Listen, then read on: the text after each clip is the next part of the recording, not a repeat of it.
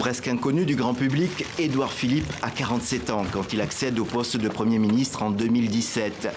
Il lui revient de former le premier gouvernement de la présidence Macron. Inconnu, sauf de ses électeurs du Havre, bien sûr, le grand port français dont il est maire depuis 2010.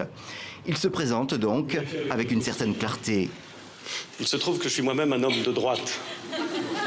Ce qui ne vous surprendra pas, je le sais.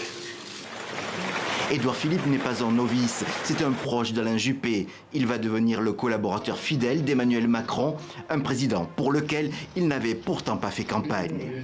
Nous sommes sur la même ligne et vous ne mettrez jamais autre chose que la même ligne quand il s'agit de nous deux.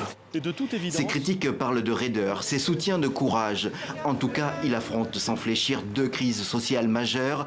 Celle des Gilets jaunes occupe l'hiver 2018-2019 avec des protestations récurrentes et parfois violentes.